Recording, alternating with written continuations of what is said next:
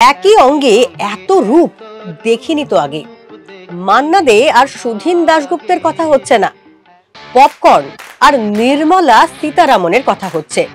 আগে হ্যাঁ, পপকর্ন, বাংলায় যাকে বলে ভুট্টার খই। पॉपकॉर्न के ऊपर टैक्स मैं इसका पूरे पृष्ठभूमि आपके सामने रखना चाहती। পুরো খই গোবিন্দায় নমঃ না, এখানে ভুট্টার খই সীতারামনায় নমঃ। কেননা পপকর্নেও জিএসটি, তাও আবার 3 রকমের: শুকনো পপকর্ন, নোনতা পপকর্ন আর ক্যারামেল বা মিষ্টি পপকর্ন। এত স্বাদের পপকর্ন আছে আগে জানতেন? জিএসটি দিয়ে পপকর্ন খেতে হবে, অসাধারণ লাগবে তাহলে, খুব ভালো লাগবে তাহলে। এইগুলোই আশ্চর্য লাগে যে পপকর্ন খেতে গেলেও তার পেছনে ট্যাক্স দিতে হচ্ছে। হ্যাঁ, ট্যাক্স নিলে তো আমাদের কিছু করার নেই, আর না নিলেই ভালো হয় আর কি। পপকর্ন খাবো না তাহলে যদি ট্যাক্স দিয়ে দিতে হয়। দিতে হবে সমস্ত জিনিস খাবেন আর দেবেন না বললে তো হবে না। না, সিনেমা হলে গিয়ে পপকর্ন খায় এতটা বেশি গায়ে লাগে ব্যাপারটা, যে সাধারণ 10 টাকায় যেটা বাইরে পাচ্ছি ওর হলে ঢুকলে সেটা 250 টাকার প্যাকেট হয়ে যায়। সামান্য পপকর্নের জন্য ট্যাক্স দেওয়ার মতন কোনো রকম মানসিকতাই নেই। আমার ঠিক মনে হয় এই ছোটখাটো জিনিসে ট্যাক্সটা একটুখানি মানা যায়, ছাড় দেওয়া যেতে পারে।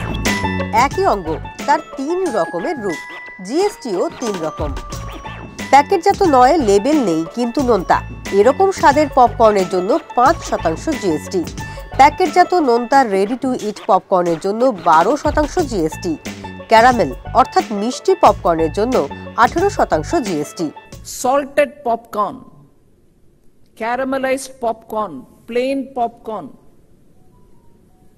ऐसे स्टेट्स हैं जहां नमकीन के नाम में पॉपकॉर्न सॉल्टेड भी सेल होता है कि नहीं?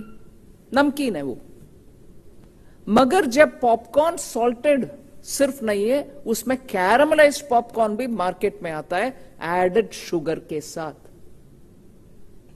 एडेड शुगर के चीज हर एक में रेट एक है, नमकीन के ऊपर रेट कम है।